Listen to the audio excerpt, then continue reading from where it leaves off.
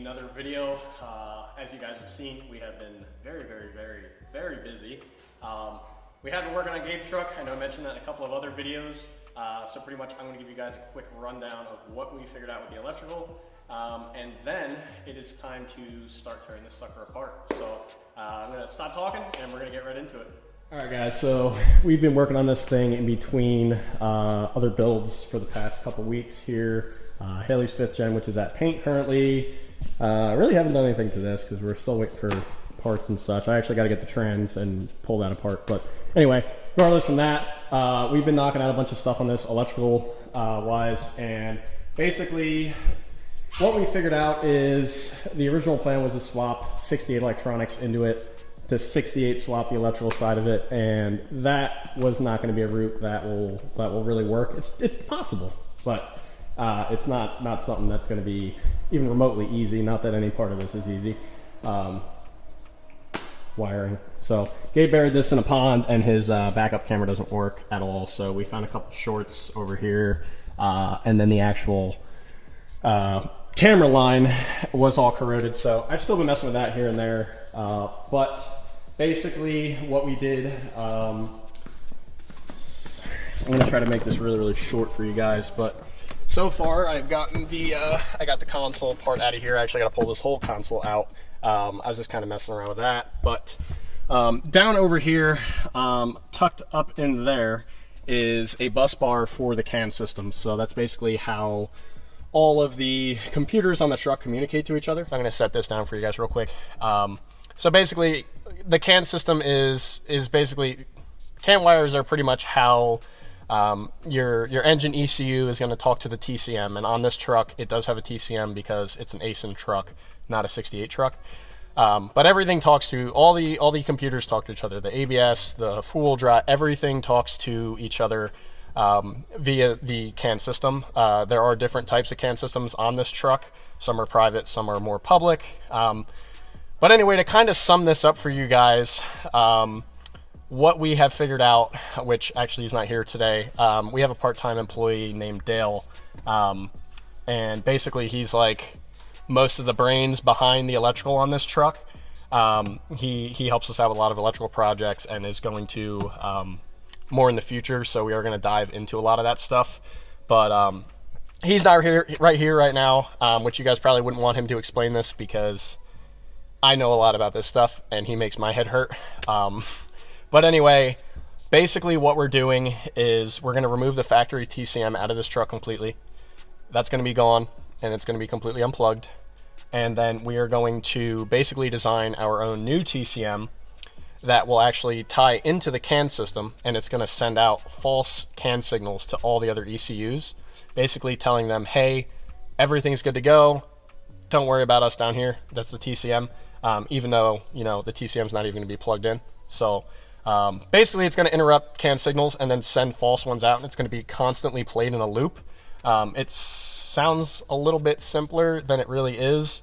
There's a ton of stuff that goes into it, you know, like especially with remote start, you know, putting a clutch pedal switch into the truck, the reverse switch from the trans, and then the biggest thing, well, it's not really a big thing, is we don't have output shaft speed. The G56 does not have an output shaft speed sensor. So that's where this truck reads the speed from. So without that, we can't really read speed accurately. We could we could take, you know, a signal from one of the wheel speed sensors, but the problem is it's not going to be accurate because when you go to make a turn, you know, your inside wheel is going to spin slower than the outside wheel is going to spin faster. So we can't tie off one of the wheel speed sensors because that wouldn't be an accurate RPM reading or speed reading. So I have to design basically a tone ring and a speed sensor, kind of like a Cummins crankshaft position sensor, camshaft position sensor. I have to design, I'm not going to design the sensor. we're going to use a sensor. It's a 3-wire holographic speed sensor from an LS truck. I basically have to figure out where the tone ring is going to be so that the sensor can actually have something to read off of. And then I have to make a mount and, you know, mount all that up. And we're going to wire that into our control module, which is going to replace the TCM on the truck. So I'll bring you guys under the truck after this. I'm going to show you guys my ideas for the wheel speed, the output shaft speed sensor. That'll cover that. But we do plan to have this truck have fully functioning. This is like a lot of stuff you guys might not catch. You know, you're just like, oh, it's just the electrical, you just got to make it work. It's like, no, there's like full drive won't work. ABS will throw codes. The truck will defuel. There's tons and tons and tons of stuff that this truck won't do with the factory trans not in it. So it is extremely, extremely complicated. But we plan to make remote start work and have safeties. So if his truck's in first gear and he hits the remote start button in his house, his truck's not going to drive away. So we have a shit ton of time and thought into this, and we haven't even made this yet. We know it's doable. Now it's going to come down to coding, and I actually need to get the trans in, so once we have the device, we can, you know, hook it up, and there's going to be bugs and stuff that we're going to have to work out in the coding to make everything work properly, exactly as it should. So remote start's going to work, you know, radar cruise is going to work. It's going to have safeties in it, so like what factory truck has remote start? Factory manual truck has remote start, not many. This one's going to have it, and it's going to have safeties too. It's not just going to be like, oh yeah, you can remote start it, but it might drive away. No, we're going to have all the safeties built in just as they should. So we'll have, you know, the clutch pedal safety, and then that will also in the coding have to be overridden by the remote start signal. But there's going to be another signal, which is going to be from a pretty much like a gravity sensor, so it'll sense movement. So like, for example, like on a regular start, the gravity sensor is not going to be needed, so your clutch pedal is going to have to be pressed. On a remote start, your clutch pedal is not going to be depressed because you're not going to be in the truck.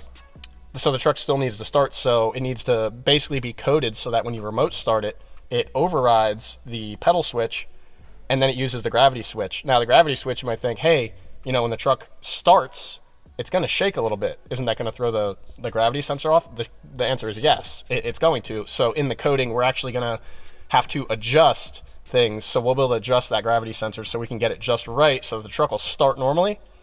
But if it's in gear and it senses too much movement, then it won't. It'll kill everything down to the truck, so the truck will not drive any farther forward. It's very, very hard to get all this to work properly and as it should from factory. It's honestly going to work better than a factory manual would. But yeah, you guys have absolutely no idea how much time has gone into this electrical so far of just testing. Like the truck, I just drove it back here today. It was in the front, so like it's still for the most part pretty much together. And we've spent well over 60 or 70 hours just on the electrical. You know, reading signals, basically getting all those CAN messages from the CAN system. You know, with the truck good, we want to see, hey, what's the TCM saying to the engine ECU? What's the TCM saying to the ABS module? All that, we have to get all those, and then we actually have to fault the truck, record all those signals, and then basically code all of that in, which again is going to be, like most of the brains behind this is our other employee, Dale, which you guys will probably see in a future video once we actually get the truck swapped and have all the electrical ready to go. He is like the brains behind it. I understand it, and I've helped him out with it a bunch, but I'd be lying to you guys if I told you I knew this much stuff, because this stuff is crazy. Like I'm telling you, you guys, again, you really have no idea how much goes into making this work. Like the amount of electronics in here, guys, it's insane. It is absolutely insane. So yeah, just bear with us and just know that this is not something that is easy, like at all, not even the slightest bit. So anyway, guys, I'm gonna hop down under here now. I'm gonna show you guys what I have in mind for the output shaft speed sensor. And then it's Friday night here. It's like 5. I just got off work from full send diesel, and turns out I'm still here. But I'm probably gonna get to pulling this trans out tonight and just get it out. I don't have anything else to do on a Friday night, I guess. So I'll probably get that pulled out, and yeah. So let's get under there now, and I'll show you guys the output shaft speed sensor idea I have. All right, guys. So this is what I'm thinking for the output shaft speed sensor. Sorry, my light's looks a little flickery on the camera, but this is the factory drive shaft here. I'm looking at taking this off right here. Well, all this is obviously going to come off, but I'm going to disconnect this from the drive shaft, pull this U-joint out, so I have just this end piece. And basically, what I'm going to do is, with the help of some good buddies at King Speed who have a lot of CNC machines, I'm going to have them probably make basically this same thing, but right here is all going to be teeth going around, and that's basically going to act like a tone ring. And then I'm going to probably have to, oh, sorry, the light just fell, probably have to drill a hole right here, make some sort of plate that fits right up in here, right? And then a hole that bolts it, maybe two, right? And then I'm going to have a bracket that's going to come off, mount that wheel speed or that output shaft speed sensor right here. So then basically you have your tone ring and then your speed sensor right here, and that's going to give us our output shaft speed sensor. So that's that. Otherwise, this is, I spent a lot of time under here, and now it's finally time to yank this sucker out. And yeah, so I'm gonna keep working on. I was actually gonna make a press-on gear for right here, which would be like a tone ring, but I couldn't find a good way to like mount the speed sensor. I was thinking off like some of the bolts, but the problem is when this truck, say Gabe wants to lift it more or lower it, or if he hits bumps or wants to tow a trailer, this drive shaft is going to go into the T-case a little bit more. You can see where it used to be before he had the lift, but now with the lift, you know, just under its regular weight, it's right here. But if you add, you know, if he goes to haul a big-ass gooseneck with a lot of weight on it, this truck is going to squat. It's going to push this farther into here. So obviously if I have a gear here, it would be a little sketchy, and you know, trying to get a mount all the way over here, it's going to be flimsy and we can't have that. So the best thing is going to be to make this into a tone ring, mount a speed sensor right above it, and call that a day. So yeah, that should work, and I'm going to get going on that. I actually already have the speed sensor ordered, so I'm going to work on getting a mount made, but I'm not too worried about that right now. The biggest thing right now is going to be getting all this factory stuff pulled out, and then seeing if the T-case is going to match up to the G56. I don't think it's going to, so we might have to make some sort of adapter, which it looks like he already has an adapter here, which I'm going to assume is for this lift, because he does have the lift on here, so this is obviously not a stock cross member and everything. So I'm going to get, once I get all this stuff pulled out, I'm going to see if the T-case matches up to the G56, which again, I don't think it does. And then I'm going to kind of look at that spacer. Maybe that spacer will help us adapt it. But if not, we're either going to have to get a 68 T-case, or I'm going to have to design some sort of adapter to adapt this to the back of the G56. I don't know, because no one's done this. So yeah, I'm going to pull it out, and then we'll find out. There's a whole bunch of we'll find out moments here. But yeah, pretty much tonight what I'm going to try to do is just get the whole trans and T-case and everything out. And then the next thing after that is going to be removing the console, cutting the hole in the cab to send the shifter through, and then we can start getting the G56 actually in, and then we can see, you know, what we're going to need. I don't know if we're going to need longer drive shafts or not. I have no idea. So only time's going to tell, guys. So without further ado, I'm going to shut up because I keep yapping, and I'm going to get this sucker pulled out, put on the ground. And then we can go from there, and a couple of our questions will start getting answered, you know, with the T-case and all that. So, yeah, guys, without further ado, I'm going to get going on this, and keep you guys.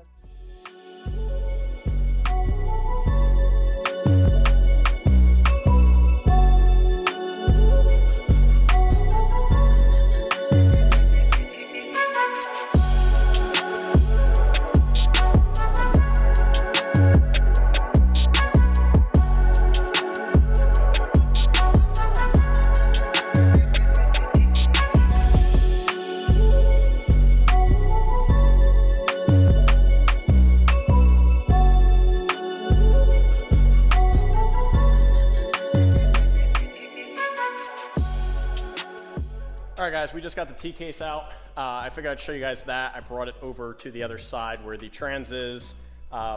This is something I kind of didn't really do too much research on. I know I touched on it earlier in the video with the T-case. Not sure if we need to make an adapter or if we can make an adapter, so on and so forth. So I'm going to show you guys that. Yeah, we'll walk right over here. Alright guys, so let me just plop that aside here. Anyway, as you can see here, I believe this already has, oh, it clearly has an adapter on it. I'm going to assume that's for the lift on it. Not 100% sure. I don't do much with lifted trucks, but that's what it is. That's what it's for. Basically, obviously, you lift the truck, your drive shaft, you know, sharper angle, and it's farther away now because it's taller. The axle's down here, trans is up here. So instead of them, you know, making you get a longer drive shaft or something, I guess I think it's McGaughey's, the lift company. I'm assuming that they sent that with it. So that's that. But anyway, as you can see, all these studs here, and even if these studs weren't here, it's the same. Even though the spacer's on here, the adapter has the same pattern, obviously, because it still has to bolt to the ASIN, is what I'm trying to say. But as you can see, that's very clearly not going to bolt up to that. And on top of that, the output shaft in this trans is absolutely nowhere near the input shaft size on the T-case. So, yeah, I don't know what I'm gonna do for that yet. I'm gonna figure that out. I'm gonna see if we can get a 68 T-case. If that, I believe the 68 T-case will bolt up to that, but then the problem is then we have the electronic side of it, so. But anyway, guys, yeah, so I'm not sure if the 68 electrical is the same, or if the truck will pick it up and be like, hey, this is not my T-case, get this thing the fuck out of here. I have no idea, so I'm gonna do a little bit further research on that. The other thing that I could look into doing would be changing the output shaft or the input shaft in this T-case to a smaller one to fit the G56, and then make a new adapter like this, instead of this bolt pattern, it would be this bolt pattern. So anyway, not really too worried about that right now. That's minor stuff. I'll figure that out. But anyway, I'm gonna get back to yanking this sucker out, but I just wanted to show you guys that quick so you guys had an idea what I was talking about with the T-case and the whole, you know, input and output shaft speed, or input and output shafts not matching up, and the actual bolt pattern not matching up. That fucking output shaft, guys, is massive. Jesus, that's really big. That's way larger than like even an oversized billet output for like a 48, which would be the same size as the 68 output shaft, or I believe the G56 output shaft. So that thing is freaking massive, absolutely massive. And I do have to say, if you guys have seen all the burnouts this truck has done, like his fluid came out of here, out of the trans at least, and it was like mint. Anyway, guys, I'm gonna stop freaking talking. I'm actually absolutely just sweating my ass off out here. So I'm gonna try to get this out, and then I'm gonna go home and try to enjoy the rest of this Friday sitting on my porch because I have nothing else to do. So yeah, stay tuned, guys.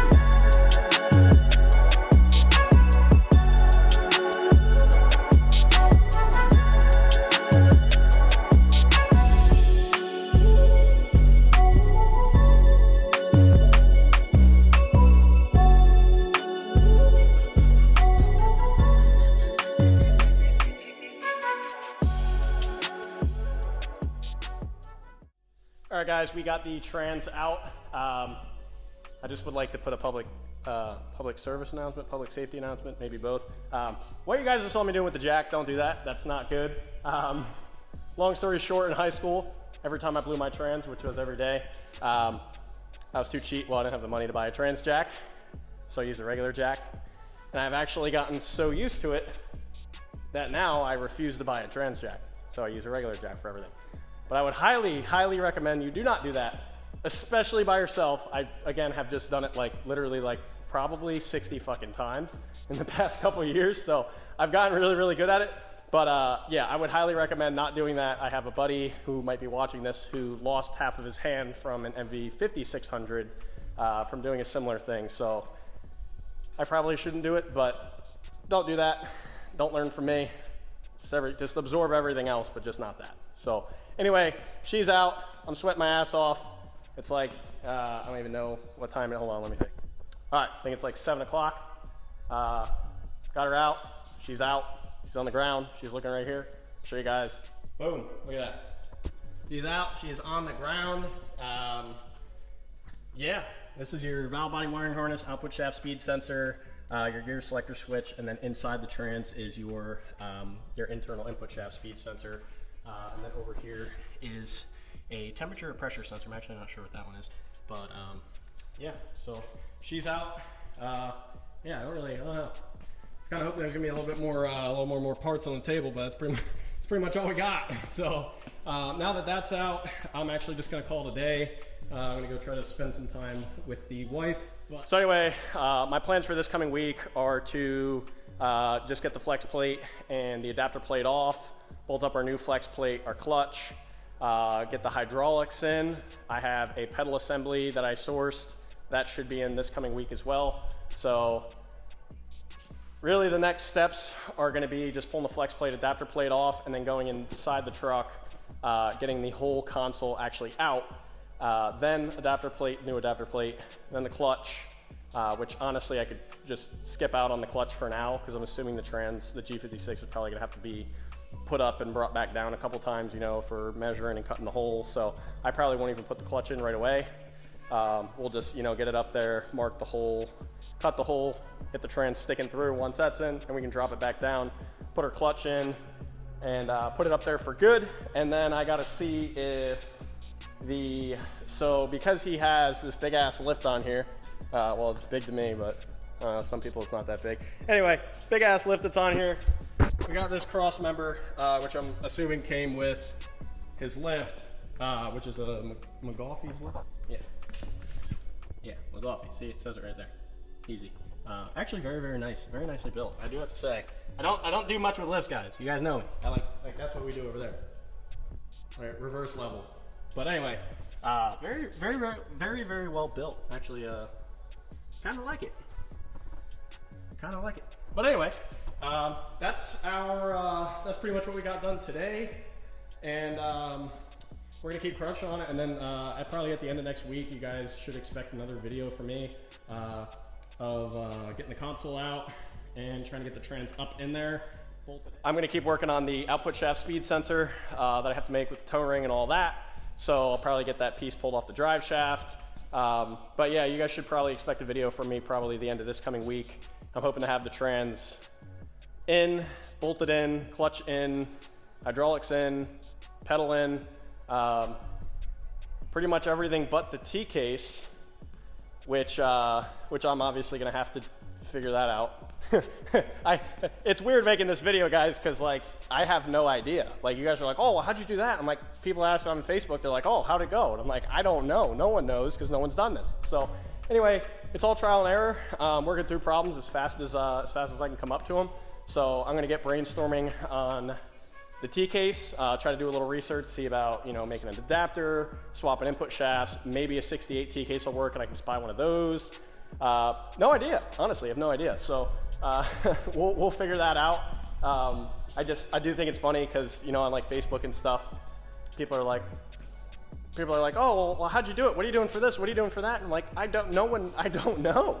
Like you guys right now, like go on Google right now and Google like how to G56 swap a 5th gen Cummins. It's like, you're not gonna find much. So it's all trial and error, and that's the cool part about it.